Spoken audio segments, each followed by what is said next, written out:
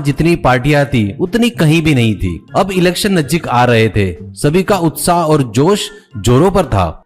उसी गांव में नंद कुमार नाम का व्यक्ति था जो मुर्गियों को पालता था, मुर्गियों को और उसके अंडों को बेचकर अपना गुजारा करता था। उसकी बस माँ थी और कोई नहीं था। बिच्छू पार्टी की मीटिंग उसके पार्टी ऑफिस में चल रही थी। पार्टी के अध्यक्ष भाषण दे रहे थे। अध्यक्ष, अपने अपोजिशन पार्टी सांप चिन्ह वाले को हराने के लिए हमें अपने से छोटी पार्टी चप्पल जोड़ी चिन्ह वालों से गठबंधन करना पड़ेगा, तब हम भारी मेजोरिटी से सांप वाले को आसानी से हरा पाएंगे, ऐसा कहता है। दूसरी तरफ चप्पल पार्टी के सेक्रेटरी कहते हैं, बिच्छू पार्टी वाले अपने से गठबंधन करने की सोच रहे हैं। अपनी पार्टी छोटी हुई तो क्या हुआ, हम उनसे गठबंधन नहीं करेंगे। अपने जाति के हिसाब से देखा जाए तो बिच्छू पार्टी वाले जंगल में रहने वाले लोगों की पार्टी है। कभी भी बिच्छू चप्पल के नीचे ही रहना चाहिए। अगर हमें कभी जरूरत पड़ी तो हम उनसे ही गठबंधन करेंगे, ऐसा सभी रिपोर्टर टेबल को ठोकते हैं। और एक जगह अंडा चिन्ह के पार्टी के मीटिंग में उनके नेता, भले ही अपनी पार्टी चिन्ह अंडा है, अगर हम नहीं तो सांप चिन्ह वाली पार्टी की ताकत खत्म समझो। कितना भी चूहे खाकर उसमें इतनी ताकत नहीं आएगी, इसलिए नाग पंचमी के दिन बिलों में दूध के साथ अंडे भी डालते हैं। उनकी पार्टी मजबूत और सत्ता में आने के लिए हमसे गठबंधन करना उनके लिए जरूरी है। इसलिए सांप पार्टी से अपना अंडा पार्टी ही बड़ा है और हम लोगों में हमारे पार्टी को ही वोट देना, ऐसा कह सकते हैं। एक दिन नंद कुमार के घर के आगे एक तांत्रिक आता है। भवती भिक्षान देही, ऐसा कहता है।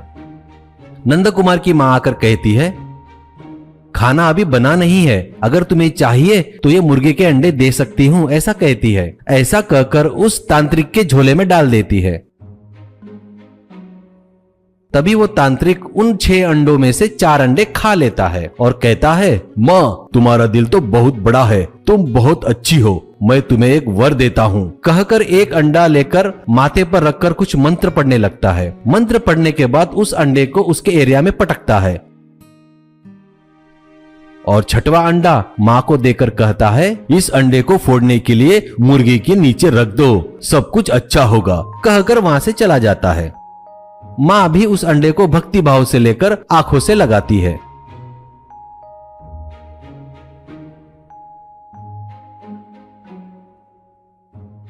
अगले दिन सुबह माँ चिल्लाती है, ए नंदू जल्दी आ, कल तांत्रिक ने जो अंडा दिया था ना, वो अंडा फूटकर बच्चा निकला है और देखते ही देखते कितना बड़ा हो गया। देख रे बाबा देख। नंद कुमार तुरंत उठकर आता है और देखता है, सच में वहां पर एक बहुत बड़ी मुर्गी थी और वो अंडे दे रही थी। और वो अंडे दे रही देख एक बड़ा टोकरा लाकर उसके पैरों के नीचे रखता है। वो मुर्गी लगातार 100 अंडे देकर रुक जाती थी। वो मुर्गी अंडे देते जाती तो वो पकड़कर टोकरे में रखता जाता। ये देख उसके खुशी का ठिकाना नहीं रहा। माँ 100 अंडे बोले तो एक अंडा 5 रुपए में बेचे तो 500 रुपये। वाह माँ वाह, ये मुर्गी अगर रोज ऐसे ही अंडे देने लगी तो महीने के 15,000 रुपये, ऐसा करके चिल्लाता है। अब उन लोगों को ध्यान में आ गया कि जब भी मुर्गी के पैर पकड़कर खींचे तो वो अंडे देने लगती थी। बस क्या था, उन दोनों की खुशी आसमान चढ़ने लगी।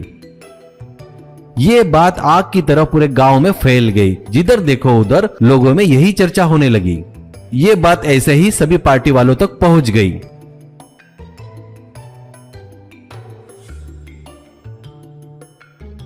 एक पार्टी की तरफ से एक आदमी आकर कहता है, देखो बेटा, उस मैदान में सभी पार्टी की सभा एक ही स्टेज पर होने वाली है और खास बात यह है कि तेरे पास बहुत सारे अंडे देने वाली मुर्गी है।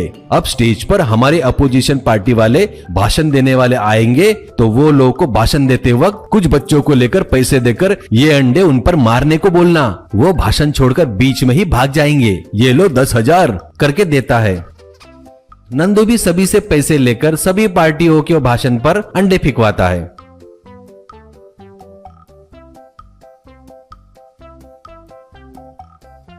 उतना ही नहीं, एक पार्टी वाले का भाषण चलते वक्त बाकी के पार्टी वाले के अंडे देकर उनसे फिकवा के बहुत सारा पैसा कमाता है।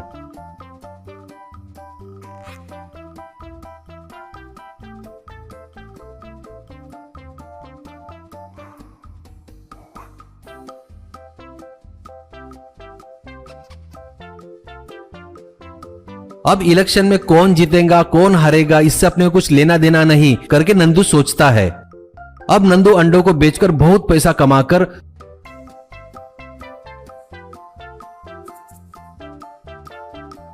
बंगला, गाड़ी, प्रॉपर्टी बनाकर ठाठ से रहने लगा।